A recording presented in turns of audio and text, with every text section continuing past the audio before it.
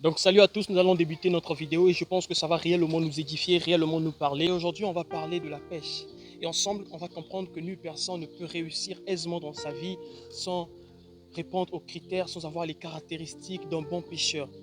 Déjà, pour commencer avec notre premier critère, vous allez voir que l'un des points à respecter pour être un bon pêcheur, c'est avoir la patience.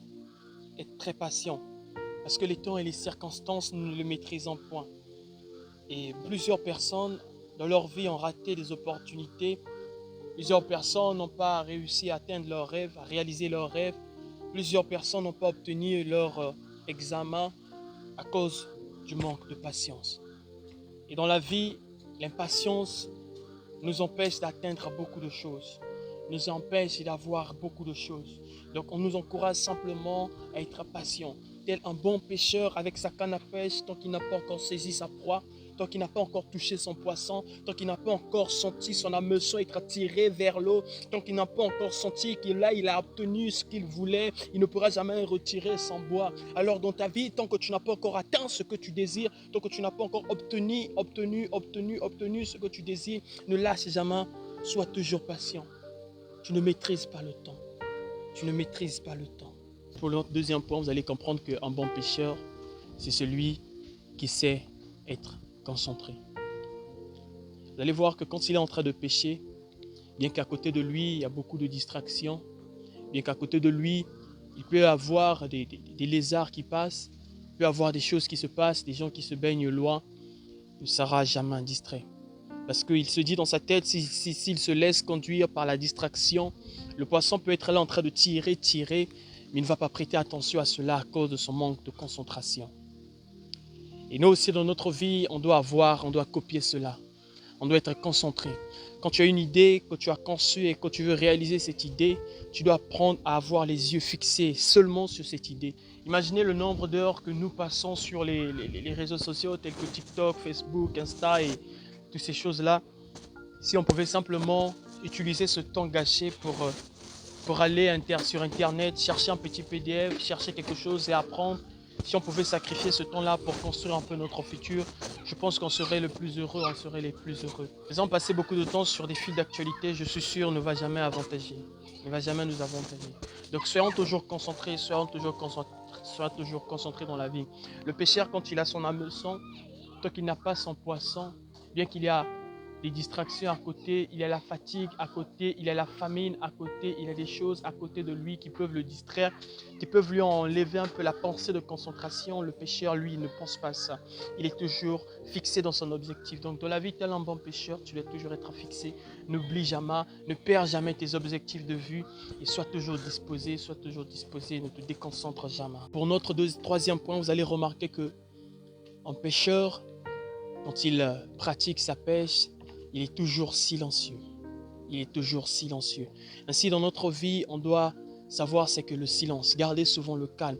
Il y a beaucoup de gens qui ont raté d'obtenir de nouveaux postes, des augmentations de salaire, plusieurs choses parce qu'ils ont manqué de discrétion. Ils ont manqué de discrétion. Donc, tel un bon pêcheur, tu dois apprendre à rester calme, à dire des choses où il faut et quand il faut. Quand il faut en tout cas. Donc gardons toujours silence comme le pêcheur. Si tu veux vraiment attraper ton poisson que tu recherches dans la vie, réaliser tes rêves, apprends à garder silence. Combien de gens ont déjà perdu des opportunités? Combien de gens ont déjà gâché des relations? Combien de gens ont déjà perdu des postes à cause de leur manque de silence?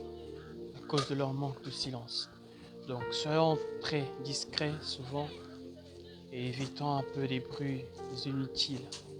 Soyons toujours silencieux quand il faut et où il faut. Si dans la vie, il y a des choses qu'on doit savoir faire au bon moment. C'est avec tristesse qu'on remarque souvent qu'il y a beaucoup de gens qui confondent les lieux, qui confondent les saisons, qui confondent en tout cas leur mission. C'est-à-dire, c'est une chose que vous allez remarquer, c'est que quand les pêcheurs partent dans les eaux douces pour pêcher, par exemple au lac, dans une rivière, ils utilisent des vers de terre. Mais quand ils partent à la mer pour pêcher, ils utilisent des crevettes ou des petits poissons.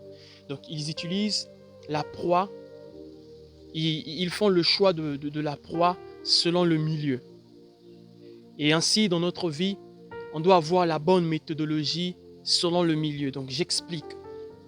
Quand tu es dans un milieu professionnel, par exemple, on retrouve beaucoup de gens dans les milieux professionnels qui adoptent un comportement religieux. Quand ils veulent, par exemple, briller dans leur travail, quand ils veulent réussir dans leur poste, ils se mettent, par exemple, à avoir un comportement religieux dans les jeûnes, dans la prière. On doit comprendre, par exemple, dans les études, ils se mettent à prier.